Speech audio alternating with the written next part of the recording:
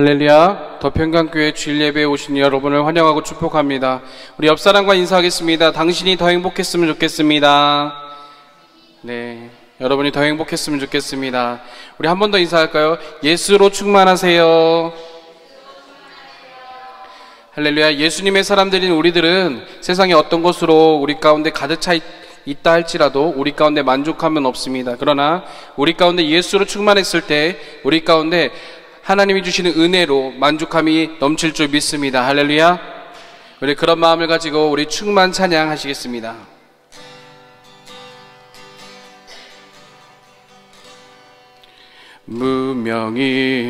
무명이어도 공허하지 않은 것은 예수 안에 내 만족함이라.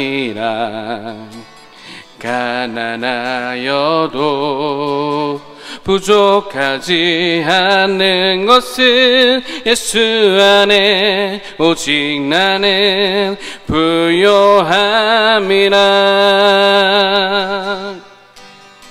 고난 중에도 견뎌낼 수 있는 것은 주의 계획 믿기 때문이라. 실패하여도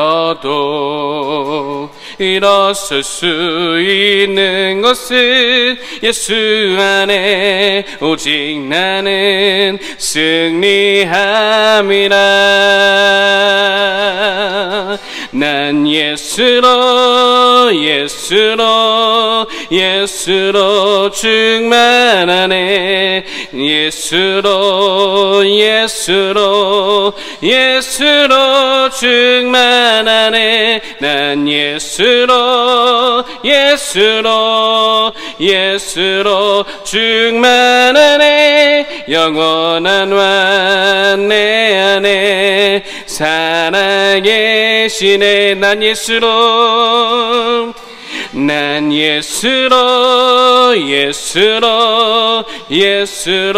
충만하네. 난 예수로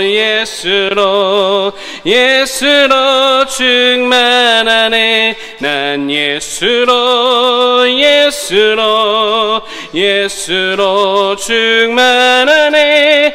영원한 왕 내 안에 살아계시네. 내 몸이 약해도 낙심하지 않은 것은 예수 안에 난 완전합니다. 화려한 세상 부럽지 않은 것은 난 예수로 충만함이라. 난 예수로 충만하네. 이 세상 모든 것들도 부럽지 않네. 난 예수로 충만하네. 영원한 왕 내 안에 살아계시네. 난 예수로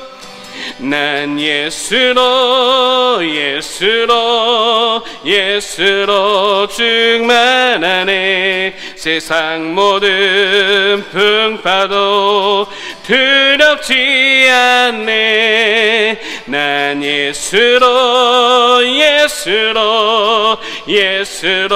충만하네. 영원한 왕 내 안에 살아계. 우리 한 번 더 찬양합니다. 난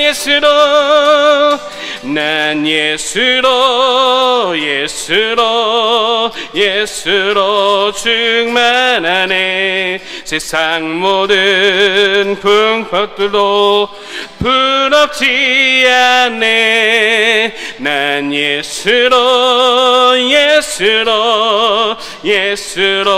충만하네. 영원한 왕 내 안에 살아계시네. 영원한 왕 내 안에 살아계시네.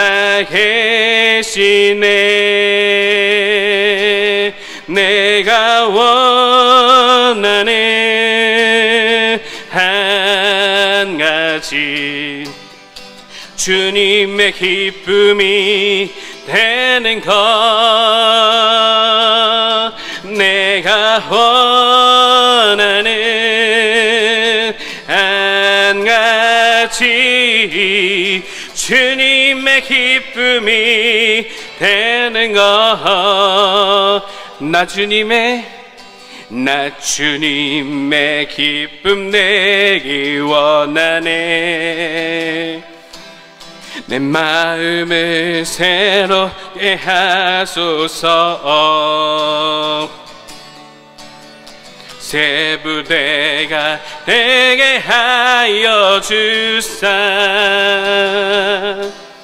주님의 빛 비추게 하소서. 내가 원하는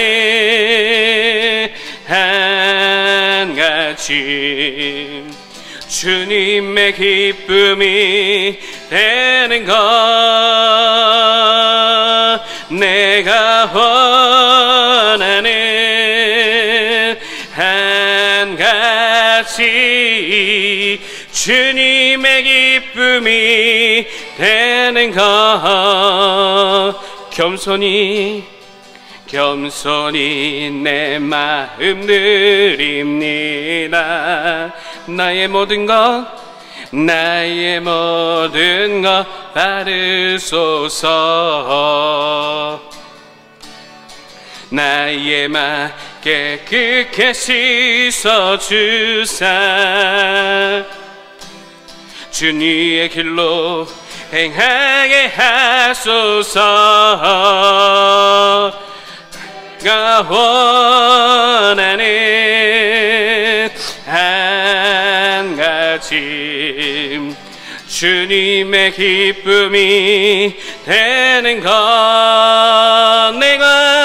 내가 원하는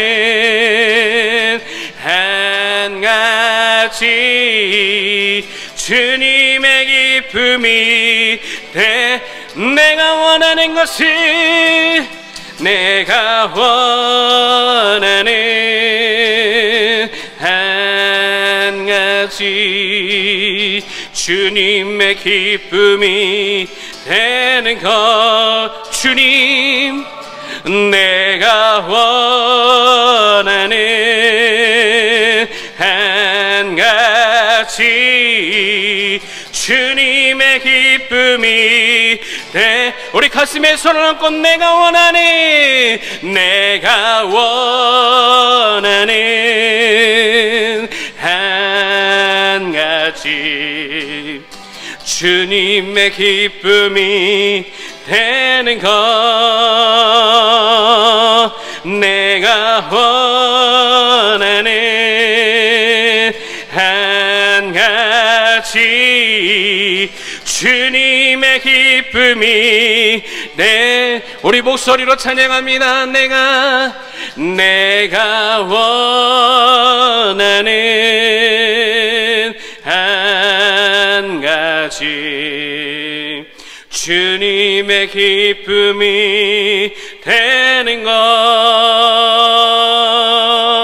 내가 원하는 한 가지, 주님의 기쁨이 되는 것. 우리 두 손 높이 들고 한 번 더. 내가 원하는 한 가지, 주님의 기쁨이 되는 것. 내가 원하는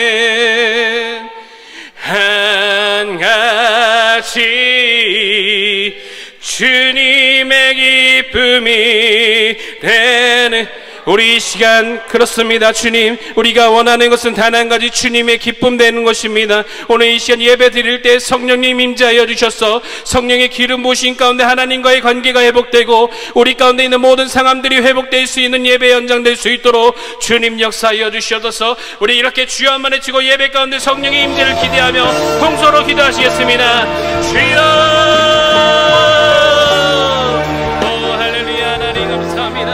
거룩한 주의를 허락하여 주시고 이렇게 주의 성전에 모여서 하나님께 부르짖어 찬양하며 기도할 수 있는 예조도를 내게 하여 주심을 감사드립니다. 하나님, 우리들이 목마른 심령이 예배가 하나님을 갈망하며 나갈 때 하나님, 우리 목마른 가운데 주의 성령의 담비로 부어주셔서 하나님 채워지는 은혜만 있을 수 있도록 하나님 인도하여 주셔서 찬양하는 가운데, 기도하는 가운데, 말씀 듣는 가운데 하나님 강권하여 주심으로 말미암아 우리 가운데 있는 마음의 아픔과 고통들이 있는 자들이 하나님 다 치유되고 회복될 수 있는 은혜 연장될 수 있도록 하나님 인도하여 주셔서 하나님 성령의 기름 부으심이 있기 원합니다. 하나님 이곳에 하나님의 라마레스의 연장이 되기 원합니다. 주 성령님 임재하여 주시고 오로지 주님께만 영광 돌릴 수 있도록 주님 인도하여 주셔서 나의 반석이시오 나의 구원자이신 여호와여, 내 입의 말과 마음의 묵상이 주님 앞에 연락되기를 원하나이다. 할렐루야. 주님의 높고 위대하심을 찬양합니다. 오늘도 거룩한 주일을 허락하여 주셔서 온 성도가 함께 예배드릴 수 있는 은혜를 주심을 감사드립니다. 무더위와 집중호우가 계속되고 있습니다. 하나님, 이 나라를 지켜주시고 특별히 우리 성도님들의 건강을 지켜주셔서 하나님 예배드리는데 조금 더 부족함이 없을 수 있도록 하나님 인도하여 주시옵소서. 여름 휴가를 떠나는 가정들도 있습니다. 하나님, 그들에게 위로함을 더하여 주사 하나님의 안식과 평강으로 체험받는 시간 될 수 있도록 주님 인도하여 주시옵소서. 한 주 동안 살아가면서 하나님을 찾지 못하고 세상과 우리 자신을 더 사랑한 우리를 용서하여 주시옵소서. 오늘도 십자가 앞으로 나아가오니 우리를 받아주시옵소서. 주님, 우리에게 정결한 마음 주시옵소서. 정직한 영을 새롭게 하여 주시옵소서. 예배하는 자는 영과 진리로 예배할지라 말씀하셨사오니 오늘도 그 말씀에 의지하여 주님께 나아가오니 우리와 함께하여 주시옵소서. 오늘도 예배를 통하여 살아계신 하나님을 만나고 하나님의 임재를 경험하는 예배 되게 하여 주시옵소서. 우리의 찬송과 노래 되시는 예수님 이름으로 기도드리옵나이다. 아멘. 우리 함께 임재 찬양하면서 주님 앞으로 나아가시겠습니다.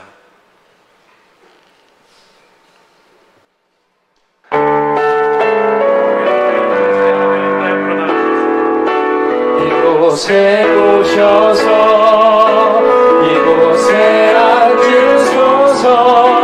이곳에서 드리는 예배를 받으소서. 주님의 이름이 주님의 이름만이 오직 주의 이름만 이곳에 있습니다. 이곳에 오셔서 이곳에 앉으소서. 이곳에서 드리는 예배를 받으소서. 주님의 이름이 주님의 이름만이 오직 주의 이름만 이곳에 있습니다.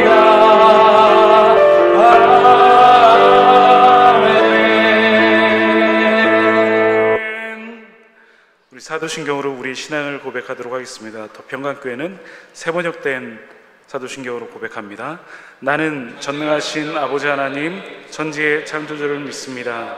나는 그의 유일하신 아들 우리 주 예수 그리스도를 믿습니다. 그는 성령으로 잉태되어 동정녀 마리아에게서 나시고 본디오 고넬라에게 고난을 받아 십자가에 못 박혀 죽으시고 장사한 지 사흘 만에 죽은 자 가운데서 다시 살아나셨으며 하늘에 오르시어 전능하신 아버지 하나님 우편에 계시다가 거기로부터 살아있는 자와 준 자를 심판으로 오십니다. 나는 성령을 믿으며 거룩한 공교회와 성도의 교제와 죄를 용서받는 것과 몸의 부활과 영생을 믿습니다. 아멘. 우리 찬송가 370장 주 안에 있는 나에게 함께 찬양드리며 나아가시겠습니다.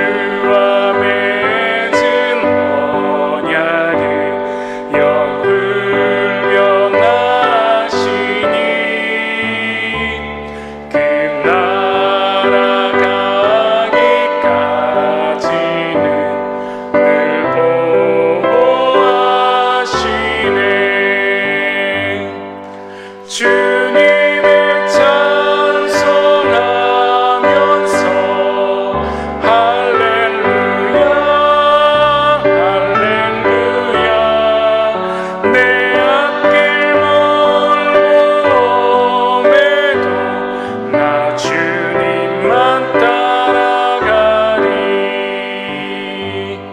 나 주님만 따라가리. 이 시간을 대표해 송인선 목사님 인도해 주시겠습니다. 기도하시겠습니다. 사랑이 많으신 하나님 아버지, 감사합니다. 이번 한 주간도 저희 더평강교회와 각 가정들을 지켜주시고 이렇게 주님의 날 구별되어 주님의 교회에 나와서 예배드리게 하심을 감사와 찬양을 올려드립니다. 오늘 드리는 예배가 주일날에 습관적으로 드려지는 형식적인 예배가 되지 않게 하여 주시고 신령과 진정으로 드려지는 예배, 하나님과 영육 간의 관계가 회복되는 예배 되게 하여 주시옵소서. 성령이 충만한 가운데 감사와 찬양이, 은혜의 감격이 넘치는 예배드림이 되게 인도하여 주시옵소서. 오늘 이 예배로 우리가 더욱더 하나님과 가까워지게 하시고 하나님께서 주신 은혜로 세상의 환경에 구애받지 않고 믿음으로 승리할 수 있는 저희 더평강교회 되게 하여 주시옵소서. 무엇보다도 한 주간 우리가 살면서 지은 죄가 있다면 우리가 주님 앞에 모두 엎드려 회개하게 하시고 주님의 보혈의 은혜로 우리의 허물과 죄성들이 덮어지고 정결해지는 은혜만 있게 하여 주시옵소서. 하나님께서 세우신 더평강교회를 위해서 기도합니다. 주여, 우리 더평강교회가 하나님의 임재를 경험하는 예배 공동체 되게 하여 주시옵소서. 하나님의 은혜를 나누는 사랑의 공동체가 되게 하시고 삶으로 복음을 전하는 선교 공동체가 되기를 간절히 소망합니다. 이제 시작하는 신생아 교회이지만 하나님이 주신 은혜와 사랑은, 복음에 대한 열정은 누구보다 뜨거운 교회에 오니 성도 한 사람 한 사람이 모이면 기도하게 하시고 흩어지면 전도하는데, 복음을 전하는 데 앞장서서 이 지역의 10%의 영혼을 능히 감당할 수 있는 부흥하는 교회, 건강하는 교회 될 수 있도록 인도하여 주시옵소서. 이 혼미한 시대 가운데 하나님의 뜻을 세우는 교회가 되므로 이 자리가 차고 넘치는 부흥의 역사를 누릴 수 있는 우리 평강교회 될 수 있도록 인도하여 주시옵소서. 특별히 오늘 특송으로 안수경 교수님께서 특송을 올려드릴 때 그 찬양이 하나님의 기뻐하는 찬양이 되게 하시고 그 찬양 가운데 놀라운 하나님의 능력 있게 하여 주심을 말미암아 병마가 떠나가게 하시고 막힌 것이 풀려지게 하여 주시고 묶인 것이 열려질 수 있는 은혜만 있을 수 있도록 하나님 인도하여 주시옵소서. 말씀 전하시는 이용주 목사님을 위해서 기도합니다. 연약한 육신을 날마다 강건케 하여 주시며 주의 의로운 오른손으로 붙들어 주시고 준비하고 계획하시는 모든 사역 가운데 성령의 기름 부으심이 있어 이 시대에 기이기 쓰임 받을 수 있는 목사님 될 수 있도록 인도하여 주시옵소서. 또 오늘 선포하시는 말씀, 살아있고 생명력 있어 우리 심령 골수 관절을 쪼개고도 남을 수 있는 능력의 말씀 되게 하여 주시고 저희들은 아멘으로 그 말씀을 받아들임을 통하여서 말씀의 지정의와 연합될 수 있도록 주님 인도하여 주시옵소서. 예배의 처음 시간입니다. 마치는 시간까지 주님 홀로 영광 받으시길 간절히 소망하며 우리를 구원하실 예수 그리스도의 이름으로 감사하며 기도드렸습니다. 아멘.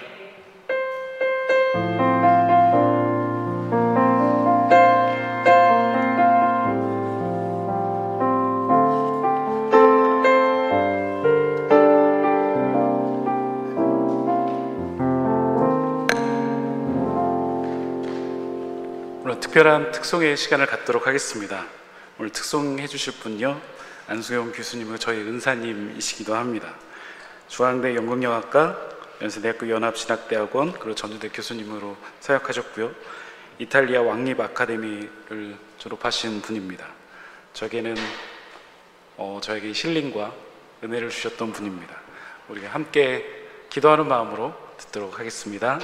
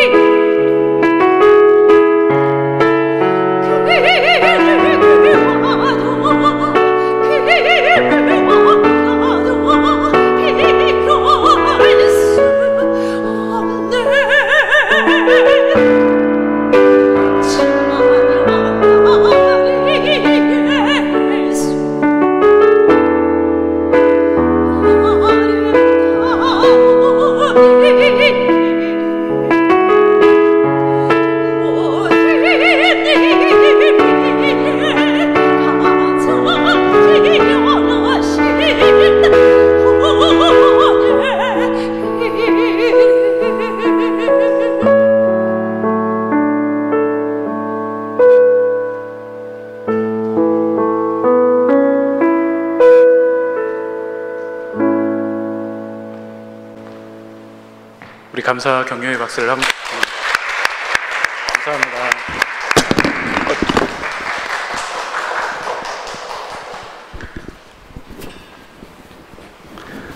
교회 소식을 알려드리도록 하겠습니다.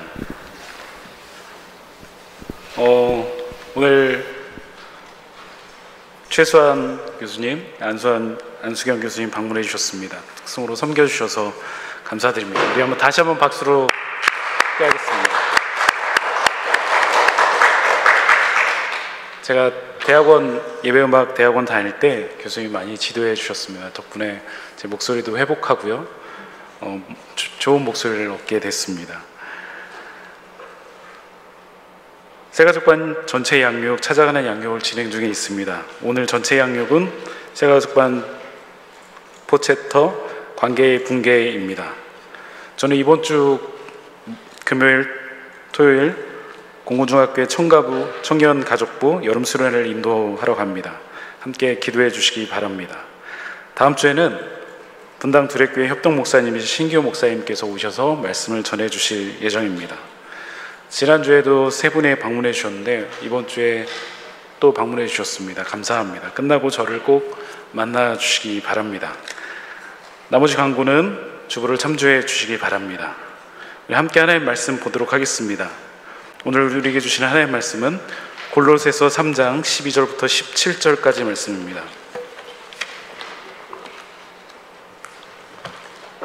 골로새서 3장 12절부터 17절까지 말씀입니다.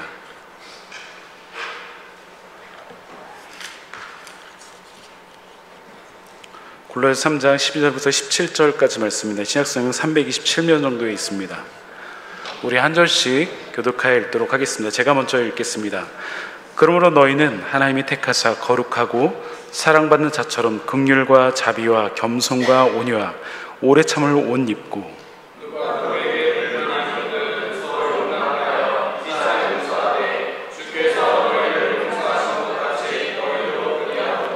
이 모든 것 위에 사랑을 더하라. 이는 온전하게 매는 띠니라.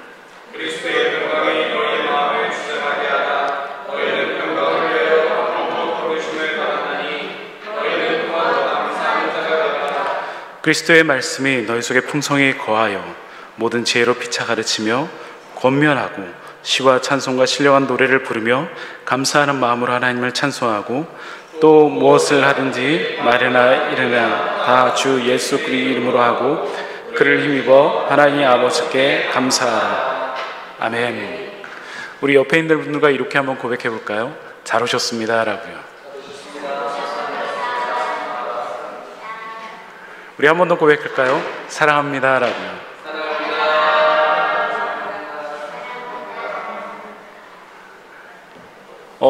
지난주에 이어서 오늘도 20명을 넘었습니다.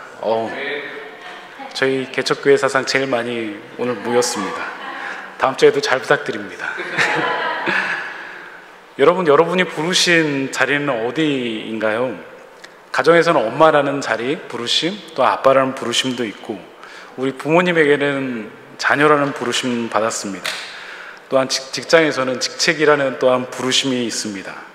교회에서는 섬김이라는 부르심도 있습니다. 그리고 하나님 앞에서는 하나님의 자녀라는 놀라운 부르심을 우리는 받았습니다.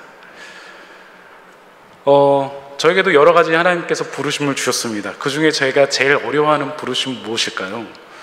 저는 저에게 제일 어려워하는 부르심이 무엇이냐고 물은다면 아빠라는 부르심이 제일 어렵다고 말할 것 같습니다.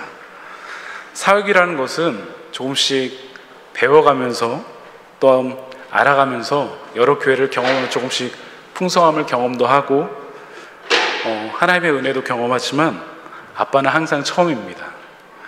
그래서 많이 긴장을 합니다. 오늘도 나오기 전에 셋째가 열이 있어서 해열제를 먹였는데 한 10분 동안 토를 했습니다. 그걸 다 옷을 갈아입히고 또 나왔습니다. 저희 가정의 첫째 희원이가 태어났을 때 저희는 얼마나 많은 날을 샜는지 모릅니다. 아이가 아플 때 어떻게 해야 될지 몰라서 밤을 새야 됐고요. 또 병원을 가야만 했습니다. 그 희원이가 이제 초등학교 1학년이 됐습니다.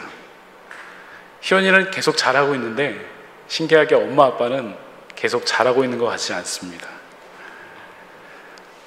제가 늘 자기 전에 아이들에게 했던 말들을 고민하곤 합니다. 그러면서 때로는 아쉬워하기도 합니다. 좀 더 잘할 수 있었는데 좀 더 좋은 말을 해줄 걸, 좀 더 격려해 줄 걸 이라고요. 여러분은 어떠신가요? 여러분의 부르심의 자리에서는 어떻게 살아가고 있으신가요? 그리고 여러분이 부르신 그 부르심 중에서 제일 어려운 부르심은 과연 무엇인가요? 오늘 골로새서 말씀은 바울이 감옥 가운데 보낸 편지 중에 하나입니다. 바울은 이때 로마의 가택연금 상태였습니다. 자신이 감옥에 갇혀 있음에도 불구하고 여전히 자신의 부르심의 길을 놓지 않았습니다. 이때 쓴 서신을 우리는 옥중 서신이라고 얘기를 합니다. 에베소서, 빌립보서, 빌레몬서, 골로새서가 여기에 있습니다. 골로새 지역은 어디일까요? 제가 구글맵을 한번 찾아봤습니다. 그랬더니 튀니키의 서쪽 데니줄루주라는 곳에 있습니다. 혹시 이곳에 가보신 분 계신가요? 3년 후에 우리 다 함께 갔으면 좋겠습니다. 이 골로새 지역은요, 로마의 부르기아 위치에 있고 또 에베소 교회랑 그렇게 멀지 않은 곳이기도 합니다. 그리고 요한계시록 1장에서 3장에 있는 7교회가 모여있는 장소이기도 합니다. 이 골로새 교회의 특징이 있습니다. 바울이 세운 교회가 아니라는 것입니다. 로마서도 마찬가지죠. 바울이 로마에 들리진 않았지만 서바나로 가는 선교 사역을 위해서 아직 만나지 않았던 로마인들에게, 로마에 있는 성도들에게 보낸 것이 바로 로마서입니다. 학자들은 바울이 이 골로새 지역에 가지 않았다고 고백하고 있습니다. 그래서 골로새서 2장 1절 보면 내가 너희와 라오디게아에 있는 자들과 물은 내 육신의 얼굴을 보지 못한 자들을 위하여 얼마나 힘쓰는지 너희가 알길 원하노니 라고 말하고 있습니다. 그럼 이 골로새 교회를 개척한 사람은 누구일까요? 바울이 에베소에서 전도한 에바브라가 고향으로 돌아가 이 골로새 교회를 세웠다고 말하고 있습니다. 골로새 1장 7절과 8절 말씀 보면 이와 같이 우리 함께 된 종 사랑하는 에바브라에게 너희가 배웠나니 그는 너를 위하여 그리스도의 신실한 일꾼이요 성령 안에서 너희 사랑을 우리에게 알린 자니라 라고 되어 있습니다. 즉 그 에바브라는 골로새 출신으로서 이 골로새 교회를 세운 사람이라고 알려져 있습니다. 그럼 에바브라가 어떻게 이곳에 세울 수 있을까요? 그는 어떻게 복음을 받아들일 수 있었을까요? 바울은 에베소에서 3년을 사역하게 되는데 이곳에서 많은 사람들이 복음을 받아들였고 그로 인해서 이방인들이 복음을 받아들이게 됐습니다. 그래서 이 에바브라도 그때 복음을 받아들이고 이 골로새 교회를 개척하게 된 것입니다. 이 에바브라에 대해서 바울은 빌레몬서에 이렇게 고백하고 있습니다. 그리스도 예수 안에서 나와 함께 갇힌 자 된 에바브라. 나중에 바울이 로마에서 이제 풀려나서 함께 사역을 하면서 나중에 이 에바브라라는 사람도 결국 같이 갇힌 자 되었다는 것입니다. 그럼 왜 바울은 이 골로새 교회에 편지를 하게 됐을까요? 당시 골로새 교회에는 큰 어려움이 있었기 때문입니다. 그 중에 가장 큰 어려움은 바로 영지주의, 이단의 어려움입니다. 영지주의라는 것은요, 교회의 가르침과 전통을 반하여 영적 지식을 강조한 그런 사람들입니다. 이를 영지주의자라고 합니다. 흔히 말해서 물질은 악하고 영은 선하다, 그런 이원론에 기초를 둔 사람들입니다. 이 영지주의 안에는 두 가지 모습들이 있습니다. 하나는 금욕주의고 하나는 신비주의입니다. 금욕주의는 육식과 또한 결혼을 금하고 있습니다. 육은 악하기 때문에 어떠한 삶을 살아도 괜찮다는 것입니다. 지금도 이단인 구원파들이 그런 모습을 하고 있습니다. 한 번 구원을 받았으니 여러분 이제 마음대로 사셔도 괜찮습니다. 그것이 당시의 사람들에게, 지금의 사람들에게 얼마나 달콤하게 다가왔는지 모릅니다. 신비주의는 어떤 이념과 신화와 전설, 마술 따위로 종교적 황홀경에 드는 것을 말합니다. 그래서 이것을 통해서 신을 맛보기도 하고 또한 이 신비주의는 공로주의와 또 맞물려 있기도 합니다. 예전에 한 청년에게 전화가 왔습니다. 결혼하고 얼마 지나지 않아서 잠을 깼는데 아내가 이상한 말을 하고 있다는 겁니다. 자세히 들어보니까 남녀호랑이고 남녀호랑이고 이렇게 말하고 있다고 합니다. 얼마나 무서웠는지 저에게 전화를 줘서 목사님 어떻게 해야 되나요? 남녀호랑이고 같은 그런 사이비 종교는요, 이것을 계속 말함으로써 신비적인 체험을 한다고 알려져 있습니다. 그래서 그것을 계속 말하면서 공로를 쌓아 신에게 다가간다고 말하고 있습니다. 이런 것이 신비주의라고 말합니다. 당시에 천사 숭배사상과도 맞닿아 있기도 합니다. 우리가 보고 있는 이런 보고 있는 이 초대교회는 아직 신약 성경이 완성되기 전의 모습입니다. 그렇기 때문에 당시에 이런 이단 사상에 더 취약했습니다. 그래서 그것으로 인해서 온 교회가 흔들리곤 하였습니다. 그래서 바울은 골로새 교회에 이런 어려움을 보면서 오늘 편지를 하게 됩니다. 특별히 바울은 이 골로새 교회에 편지하면서 예수 그리스도의 머리 되심에 대해서 계속 강조하고 있습니다. 골로새 1장 15절 보면 그는 보이지 아니하는 하나님의 형상이요 모든 피조물보다 먼저 나신 이시니, 또 1장 18절에 그의 몸은 그의 머리라. 그가 근본이시오 죽은 자들 가운데 먼저 나신 이시니 이는 친히 만물의 으뜸이 되려 하심이요 라고 말하고 있습니다. 예수 그리스도를 부인하고 금욕주의와 신비주의, 유대인의 율법주의를 강조하는, 또한 예수를 믿는 사람들을 정죄하는 그들에게 바울은 예수 그리스도를 말하고 있다는 것입니다. 바울은 그것으로 인해 자신이 일꾼 되었다고 1장을 통하여 계속 고백합니다. 그리고 2장을 통해서 헛된 속임수와 철학으로 가르치는 그 거짓 선생을 향해서 이렇게 말합니다. 한번 우리 같이 한번 읽어보면 좋을 것 같습니다. 골로새 2장 6절에서 8절 말씀입니다. 같이 한번 읽겠습니다. 시작. 그러므로 너희가 그리스도 예수를 주로 받았으니 그 안에서 행하되 그 안에는 뿌리가 바뀌며 세움을 받아 교훈을 받은 대로 믿음에 굳게 서서 감사함으로 넘치게 하라. 누가 철학과 헛된 이것은 사람의 전통과 세상의 초등학문을 따르며 그리스도의 따름이 아니니라. 바울은 이렇게 계속 말하였지만 여전히 바울을 반대하는 두 가지 세력이 나옵니다. 첫 번째는 신비주의적 다신론, 즉 흔히 말하는 반율법주의입니다. 반율법주의는 누가복음 15장에 나오는 둘째 아들의 모습입니다. 어느 날 둘째 아들이 자신의 분깃을 달라고 합니다. 아버지요, 재산 중에서 내게 돌아올 분깃을 내게 주소서. 여러분, 이 말은 무엇일까요? 당시에 상속이라는 것이 맏아들에게 3분의 2가 가고 나머지 아들들에게 그 반이 갔기 때문에 분깃은 아버지가 죽으셨을 때, 돌아가셨을 때 시행되는 것입니다. 즉 아버지의 사후에 일어나는 것이 이 분깃을 달라는 것입니다. 근데 생전에 분깃을 달라고 한다는 것은 저는 아버지에게 관심이 없습니다. 아버지의 재산만 관심이 있다는 것입니다. 둘째 아들은 아버지가 싫다는 것입니다. 나에게 재산을 주면 내 마음대로 한번 살아보겠습니다 라는 것입니다. 결국 둘째 아들은 자신의 분깃을 가지고 세상으로 나아갑니다. 근데 그때부터 아버지는 그 둘째 아들을 기다리기 시작합니다. 여러분, 둘째 아들이 다시금 아버지께로 돌아왔을 때 아버지의 반응을 기억하고 있으신가요? 상고가 뭔데 아버지는 기다리고 있었습니다. 그 말은 무엇일까요? 아들이 나간 이후부터 계속 아들을 그곳에서 기다렸다는 것입니다. 우리가 주님 품을 떠나면 주님은 그때부터 우리를 다시금 기다리기 시작합니다. 둘째 아들이 허랑방탕하게 자신에게 주어진 모든 것을 탕진하고 돼지가 먹는 주엽 열매를 먹으며 다시금 아버지가 그리워지게 되었습니다. 그리고 아버지께로 돌아왔을 때 이런 고백을 하게 됩니다. 나를 종의 하나로 보소서. 그때 아버지는 무엇이라고 했을까요? 아버지는 둘째 아들이 어떻게 살아왔는지 관심이 없었습니다. 가장 좋은 옷을 입히고 아버지의 권한이 있는 가락지를 끼우고 잔치를 베풀어 주십니다. 넌 내 아들이다. 여봐라, 내 아들이 돌아왔다. 그것이 바로 우리 아버지의 마음입니다. 둘째는 율법주의입니다. 당시에 바리새인 서기관 제사장을 향한 말씀이기도 합니다.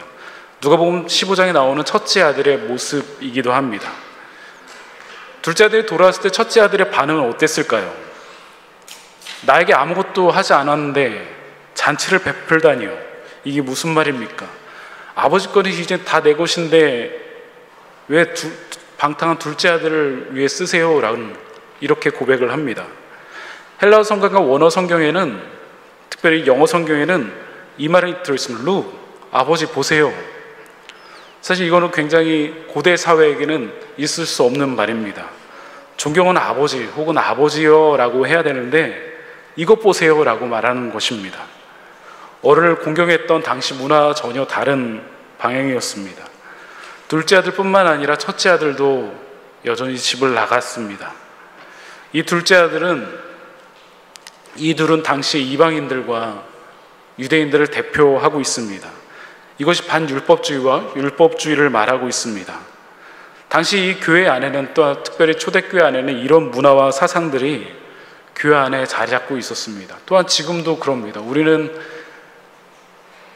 무엇인가 공로를 쌓아서, 많은 공로를 쌓아서 하나님께 나아갈 수 있다고 생각하는 그런 착각들 말입니다. 여러분, 복음으로 우리는 충분합니다. 예수 그리스도만으로 충분하다는 것입니다. 이렇게 계속 말하는 바울을 방해하고 있습니다. 더 평강교회도 예수 그리스도만으로 충분합니다. 예수 그리스도 외에는 다른 것으로 우리는 은혜를 누릴 수 없습니다.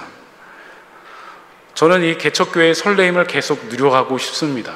아직 반주자도 없지만 이 개척교회만이 누릴 수 있는 이 설레임을 누려가고 싶습니다. 저는 더 평강교회를 통하여 하나님의 일하심을 계속 목격하고 있습니다. 이런 은혜를 주신다면 아마 올해 말 정도 되면 30명이 넘을 것 같고 내년에 금방 50명이 될 것 같습니다. 아마 이 자리가 차고 이제 의자를 갖다 놓고 그런 일들이 일어날 것 같습니다. 그때에도 여전히 같은 고백을 하길 원합니다. 우리는 예수 그리스도만으로 충분합니다. 이것입니다. 그 안에서 고민하고 고백하는 우리 모두가 되길 간절히 축원합니다. 반율법주의와 율법주의는 예수 그리스도와 다른 길입니다.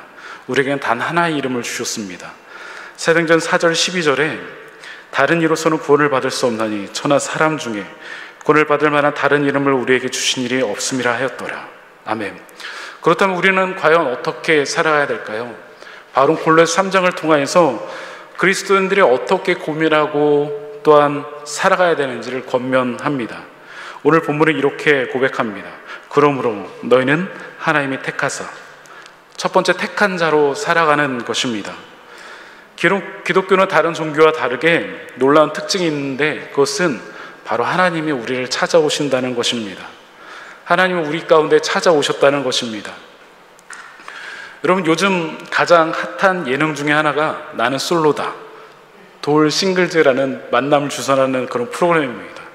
거기 나온 사람들 보면 얼마나 선택을 받으려고 애쓰는지 모릅니다. 여러분, 우리가 주님께 선택을 받으려고 노력해 본 적이 있나요? 주중에 우리는 주님께 선택을 받으려고 노력을 하나요? 우리는 그렇지 않습니다. 요즘 우리 둘째 주원이가 디폼블럭에 빠져 있습니다. 디폼블럭을 할 때면 집중도가 엄청나집니다. 그래서 그것을 하루 종일 완성해 갑니다. 그 후에는 어떻게 될까요? 디폼블럭 완성한 이후 아빠 또 사주세요. 서론도 없습니다. 과정도 없습니다. 아빠에게 잘 보이려고 노력하지도 않습니다. 그냥 당연하게 생각합니다. 아빠 주세요. 하나님이 우리를 택하셨습니다. 하나님이 우리를 택하셨다는 것은 우리를 향한 놀라운 계획과 목적을 가지고 계시다는 말입니다. 그 말은 하나님께서 우리를 부르셔서 하나님의 놀라운 계획 가운데 우리를 초청해 주셨다는 말입니다.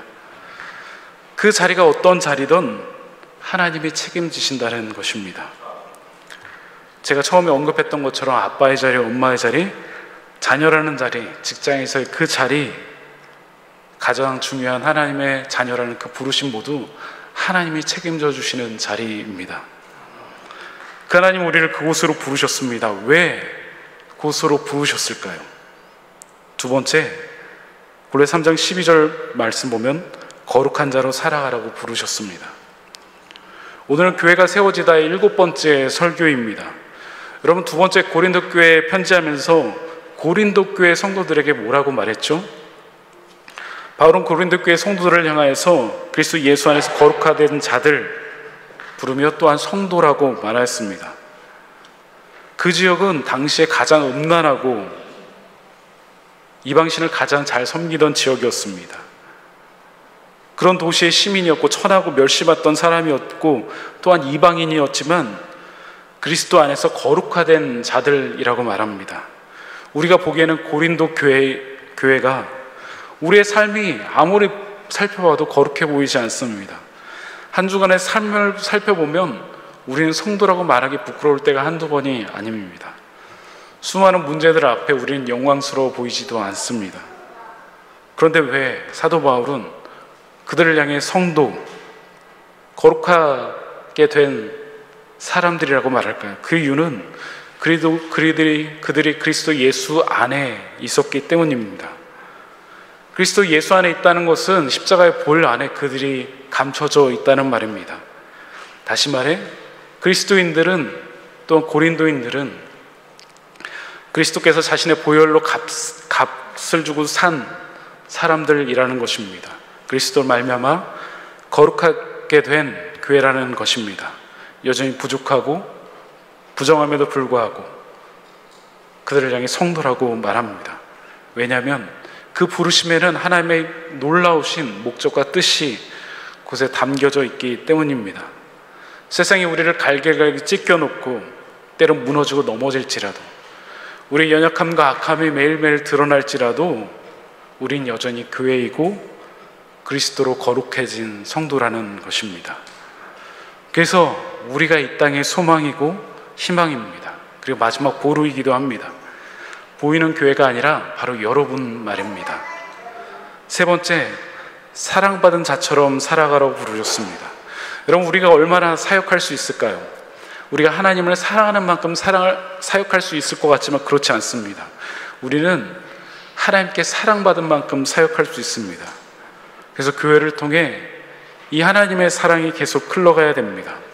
얼마 전 중복이 있었습니다. 중복이 되는 날 아침 일찍 저희 집에 택배가 도착했습니다. 사과상자 정도 되는 큰 상자가 도착했는데 거기에는 음식과 반찬이 가득 담겨져 있었습니다. 중복에는 삼계탕도 있었습니다. 그리고 문자가 도착했습니다. 김치 공작을 하는 내 자녀를 키우는 한 집사님이신데 어느 날부터 하나님께서 마음을 주셔서 어떻게 섬길까 고민하다가, 물론 제가 모르는 분입니다. 전혀 모르는 분입니다. 개척교회 중에서 세 자녀를 가진 분을 찾고 계셨다고 합니다. 그러다 저희 가정을 알게 되고 전혀 만나지 않았는데 저희 가정에 이런 반찬을 섬김으로 해주셨습니다. 그리고 매달 보내주겠다고 말씀을 해주셨습니다. 저에게 더 감동을 주는 것이 바로 집사님이 주신 문자입니다. 저는 먹는 음식으로 마음과 육체를 치유하길 이루기를 소망하며 음식으로 선교하고 섬기는 것을 소망으로 기도하고 있습니다. 제가 그때 이렇게 고백했어요. 하나님, 제가 귀한 선교사님을 만났습니다. 여러분, 지금 어떤 사랑을 받고 있으신가요? 그 사랑을 받은 사람에게는 5가지 옷이 입혀졌다고 성경은 말하고 있습니다. 그러면 너희는 하나님이 택하서 거룩하게 사랑받는 자처럼 긍휼과 자비와 겸손과 온유와 오래 참을 옷 입고, 바로 긍휼의 옷, 자비의 옷, 겸손의 옷, 온유의 옷, 오래 참음의 옷입니다.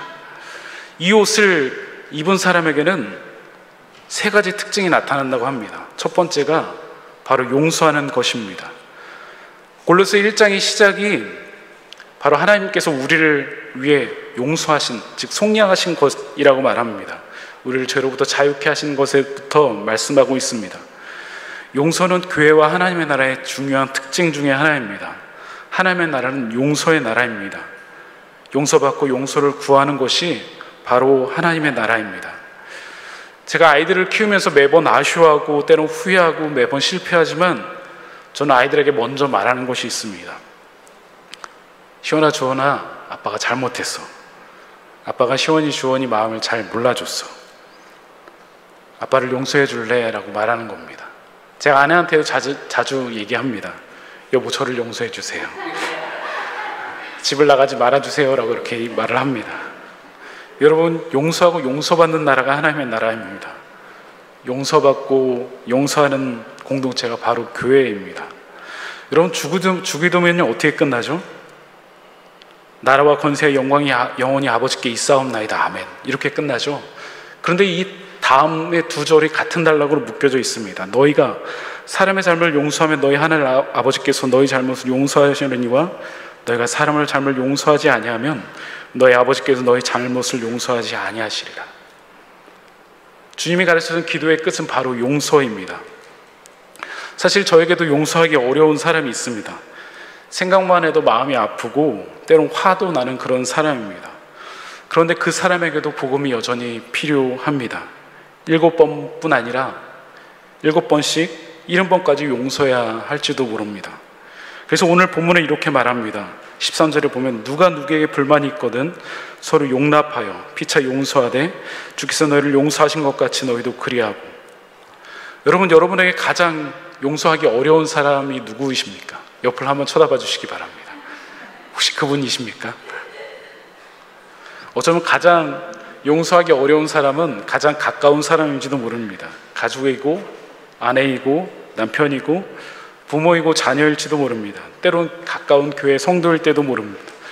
여러분이 이제 용서해 주시기 바랍니다. 옆에 분들한테 이렇게 한번 고백해 볼까요? 이제 용서하겠습니다 라고요.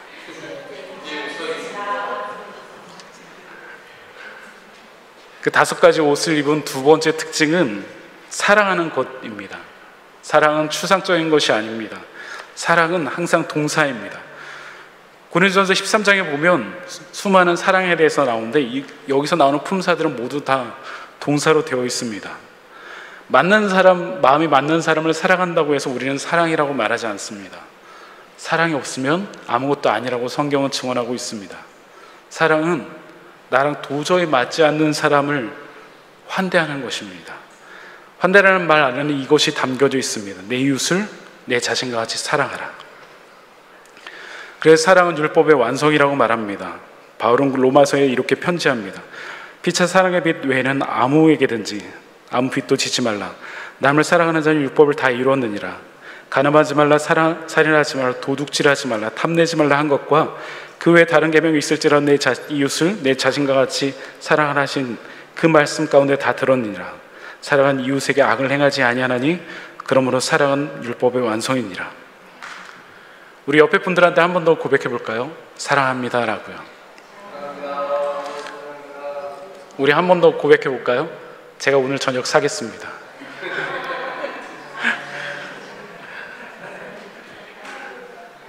세 번째는 평강을 누리며 평강을 더하는 삶입니다. 저희 교회의 비전의 말씀이기도 합니다. 그리스도의 평강이 너희 마음을 주저하게 하라. 평강을 위하여 너희가 한 몸으로 부르심을 받아야 너희는 또한 감사하는 자가 되라 라는 것입니다. 이 평강이라는 샬롬이라는 용어는 사실 전쟁 용어입니다. 왕이라는 용어도 이 시브리 어원에서 나왔습니다. 샬롬은 우리가 취하는 것이 아닙니다. 하나님께서 우리에게 주셨을 때, 그리스도가 우리를 다스릴 때 우리에게 이루어지는 것입니다. 그래서 저희 로고의 마크 보면 그리스도가 다스리시는 더 평강교회라고 되어 있습니다. 샬롬의 어원적 의미를 조금 더 살펴보면 완성된 성이라고 말합니다. 이 완성된 성에서 벽돌이 하나라도 빠진다면 샬롬이 이루어지지 않는다는 것입니다. 이사야는 그래서 그리스도가 이 샬롬의 왕이라고 말합니다. 이는 한 아이가 우리에게서 낳고 한 아들을 우리에게 주신 바 되었는데 그의 어깨는 정사를 메었고 그 이름은 기묘자라 모사라 전능하신 하나님의 영존하시는 아버지라 평강의 왕이라 할 것입니다. 그 정사와 평강의 더함이 무궁하며 또 다윗의 왕자와 그의 나라에 군림하여 그 나라를 굳게 세우고 지금 이후로 영원히 정의와 공의로 그것을 보존하실 것이라 만군의 여호와의 열심히 일을 이루시리라. 여기서 주장하다, 평강이 너희 마음을 주장하게 하라 라는 이 주장하다는 단어는 심판이 잘 판단하게 하다라는 뜻을 가지고 있습니다. 그리스도의 평강이 우리 마음을 자리 잡아서 성도의 삶을 이끌어갈 수 있도록 주장하게 하라라는 것입니다. 이 평강은 개인의 평강으로 끝나지 않고 우리가 한 몸을 부르심을 받았다고 고백하고 있습니다. 공동체의 평강을 말하고 있습니다. 오늘 말씀을 마치려고 합니다. 오늘 긍휼과 자비와 겸손과 온유와 오래 참을 옷 입은 사람에게 3가지 특징이 나타난다고 말씀드렸어요. 용서하는 것, 그리고 사랑하는 것, 그리고 평강을 더하고 평강을 누리는 것입니다. 여러분, 이 3가지를 가지기 위해서 우리가 어떻게 해야 될까요? 16절 말씀 보면 그리스도의 마음이 너희 속에 풍성히 거하며 라고 되어 있습니다. 그리스도의 말씀이 우리 가운데 풍성히 거할 때 이것을 하나하나 이루어갈 수 있습니다. 저는 군대에 갔을 때 100일 만에 어머니가 소천하셨습니다. 그리고 장례를 치르고 얼마가 못 되어서 하반신 마비가 찾아서 6개월 동안 베드에 누워 있었습니다. 그 중에 한 달은 베드에서 내려오지도 못했습니다. 20대 초반에 대소변을 누군가 갈아줘야만 살아가는 인생을 살았습니다. 그때 얼마나 힘들었고 아팠는지 모릅니다. 그것 때문에 아직도 지금 이렇게 비가 오는 날이면 몸에 전기가 흐르고 여전히 주사를 맞아야 합니다. 아무런 희망이 없었던 그때 제가 할 수 있는 유일한 것은 누워서 성경책을 읽는 것입니다. 창세기부터 계시록까지 한 번 처음에 읽는데 한 달이 걸렸습니다. 그 다음 읽는데 2주가 걸리고요. 마지막에 읽는 데는 이제 구약 3일, 신약 하루 정도 걸렸습니다. 제가 소망하는 교회의 모습은 우리 모두가 양육자가 되어서 새로운 분들을 함께 양육하는 그런 섬기는 교회가 되는 것입니다. 성도가 성도를 양육하는 그런 교회 말입니다. 그래서 1:1 제자 양육을 하려고 합니다. 누군가를 품고 말씀을 나눌 때 우리 안에 그 말씀이 일하기 시작합니다. 누군가를 품고 기도할 때 그 기도가 우리 안에 일하기 시작합니다. 누군가를 품고 섬길 때 그 사랑이 우리 안에 공동체 가운데 흘러가기 때문입니다. 귀한 성도 여러분, 여러분에게도 인생에 가장 힘든 시기가 있었던 것처럼 저에게도 힘든 시기가 있었습니다. 사역을 하면서 번아웃이 와서 몸도 마음도 망가져서 정말로 죽고 싶을 때가 있었습니다. 제 인생의 가장 힘든 시기 중에 하나였습니다. 그때 어느 날 갑자기 안수경 교수님께, 오늘 특성하신 안수경 교수님께 전화를 주셨습니다. 전사님, 제가 목소리 좀 봐드릴게요. 저희 찾아와 주세요. 그리고 그때 교수님을 만나서 제 목소리도 회복하고 제 영혼도 회복하게 되었습니다. 교수님은 삶으로 소리와 하나님을 사랑하는 법을 저에게 알려주셨습니다. 그래서 제가 찬양할 때마다 교수님이 주셨던 그 가르침과 그 마음들이 늘 생각이 납니다. 귀한 성도 여러분, 우리는 그 사랑을 받은 자들입니다. 그 사랑과 평강을 위해서 부르심을 받은 자들입니다. 그러기에 우리는 오늘도 교회로 살아갈 수 있습니다. 여러분을 통해 더 평강교회가 든든히 세워지길 간절히 소망합니다. 1:1 양육할 때 앞으로 하겠지만 모일 때마다 외치는 구호가 있습니다. PPT 한번 띄워주세요. 우리 한번 옆에 사람 손을 한번 잡아주시겠습니까? 이렇게 한번 고백해볼까요? 위에서부터 같이 한번 저를 따라해주세요. 우리는 지체예요. 서로 도와해요. 저는 부족합니다. 옆에 있는 분을 쳐다보면서 저를 도와주세요. 사랑합니다. 기도하시겠습니다. 하나님 감사합니다. 부족한 우리를 하나님의 몸된 자녀로 불러주심을 감사를 드립니다. 그리고 오늘도 교회로 불러주셔서 교회로 모이게 하시고 함께 하나님을 찬양할 수 있는 은혜 더하여 주심을 하나님 감사를 드립니다. 오늘 말씀처럼 우리 안에 용서가 회복되길 원합니다. 사랑받는 자로 살아갈 수 있도록 주님 인도하여 주시고 평강을 누리며 평강을 더하는 삶이 될 수 있도록 주님 역사하여 주시옵소서. 그것을 위해서 매일 말씀을 묵상하며 말씀 가운데 거하는 우리 모두가 될 수 있도록 주님 역사하여 주시옵소서. 우리 귀한 교수님 부부 오셨습니다. 하나님, 교수님의 사역 가운데 기름 부어주시고 하나님의 능력으로 덧입혀 주시고 치유하심과 회복으로 덧입혀 주셔서 날로 풍성한 사역이 될 수 있도록 주님 역사하여 주시옵소서. 특별히 하나님, 연약한 몸 가운데 주님께 손 내밀어 주셔서 하나님 그 몸이 속히 회복되며 하나님을 찬양하는 데 부족함이 없는 귀한 교수님들의 삶이 될 수 있도록 주님 복을 내려 주시옵소서. 감사드리며 살아계신 예수 그리스도의 이름으로 기도드리옵나이다. 우리 다 함께 일어나셔서 하나님께 찬양드리며 나아가시겠습니다.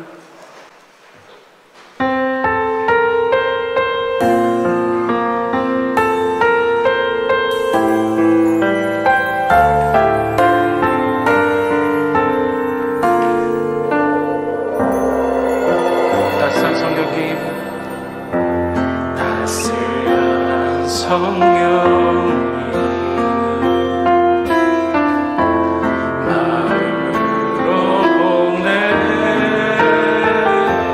내 몸을 감싸며 주어지는 평안함,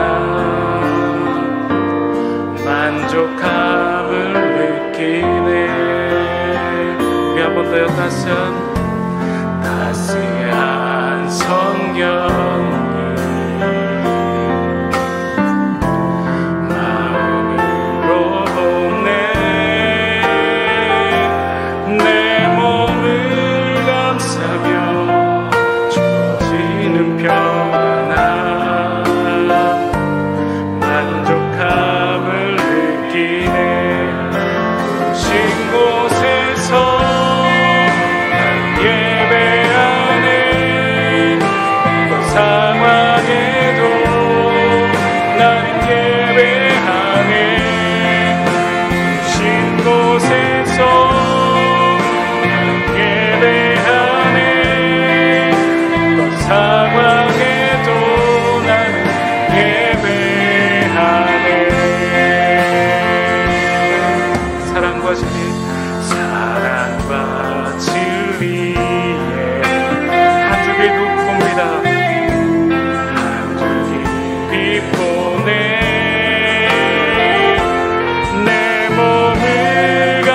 하며 주어지는 평안함,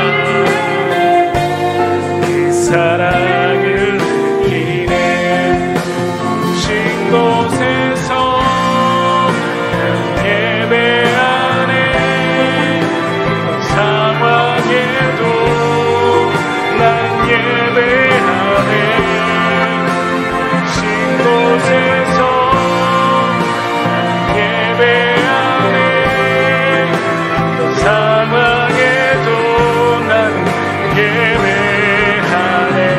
내가 걸어갈 때 길 잃고, 내가 걸어갈 때 길 잃고, 살아갈 때 삶이네. 그곳에서 예배하네. 내가 걸어갈 때 길 잃고, 살아갈 때 삶이네. 그곳에서 예배하네. 우리 한 번만요. 내가 걸어갈 때, 내가 걸어갈 때 길이고 살아갈 때 삶이래. 그곳에서 예배하네. 내가 걸어갈 때 길이고 살아갈 때 삶이래. 그곳에서 예배하네. 곳에서 예배하네. 어떤 상황에도 나는 예배하네. 진 곳에서 예배하네. 어떤 상황에도 나는 예배하네.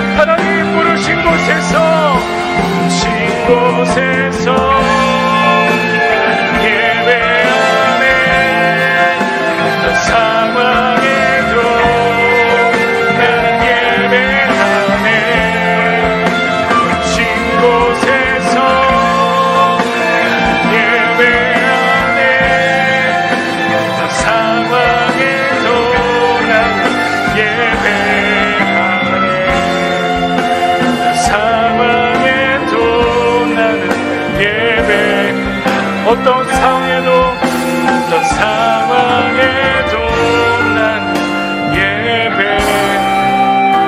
예배하네.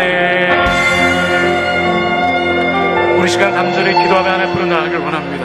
하나님, 우리 시간 부르신 이 자리는 때론 넘어지고 쓰러지고 때론 연약하여서 기도하지 못할 때가 있습니다. 그럼에도 불구하고 하나님은 우리를 하나님의 자녀로 부르셨습니다. 하나님의 용서받는 자로 부르셨습니다. 하나님께 사랑받는 자로 부르셨습니다. 평강을 누리며 평강을 더하는 자로 부르셨습니다. 하나님, 우리를 안에 붙잡아 주셔서 그렇게 한 주 동안 살아가는 우리 모두가 될 수 있도록 주님 우리에게 믿음을 넓혀 주시고 은혜를 넓혀 주시옵소서. 우리 간절히 주여 한번 우리 간절히 기도하며 주여 부르 나아갑니다. 주여,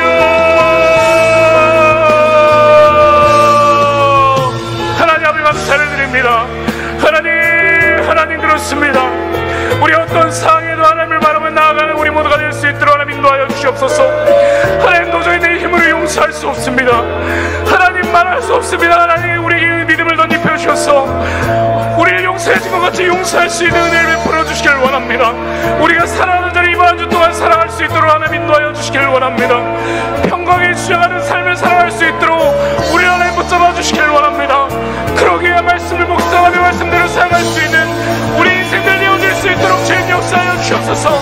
하나님, 우리가 길이 부족합니다. 우리 연약합니다. 때로 쓰러집니다. 우리의 부르심으로 하나님, 때는 불평합니다. 미워합니다. 그런 연약한 우리 안에 붙잡아 주시길 원합니다. 우리의 상황은 하나님 환경을 보지 않고 우리를 붙드신 하나님 바라볼 수 있는 우리 모두가 되어질 수 있도록 하나님 붙잡아 주시길 원합니다. 역사해 주시길 원합니다. 우리 더 평화교회를 하나님 붙잡아 주셔서 하나님 능력으로 살아갈 수 있는 우리 모든 교인들 되어질 수 있도록 성도를 되어질 수 있도록 주님 역사해 주시길 인도하여 주시옵소서. 하나님 붙잡아 주시길 원합니다. 하나님 역사해 주시길 원합니다. 이 가운데 하나님의 은혜를 입혀주시고 그리스도의 평강의 주안의 삶을 살아갈 수 있도록 하나님 인도하여 주시고 역사하여 주시옵소서. 그렇습니다. 우리 하나님의 것입니다. 그리스도의 평강을 하나님 부르시는 받은 자들입니다. 하나님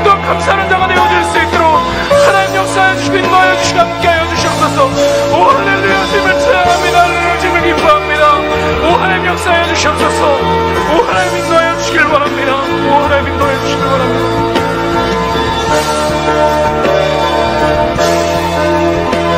우리 시간 한 번 더 기도하며 하나님 더 나아가길 원합니다.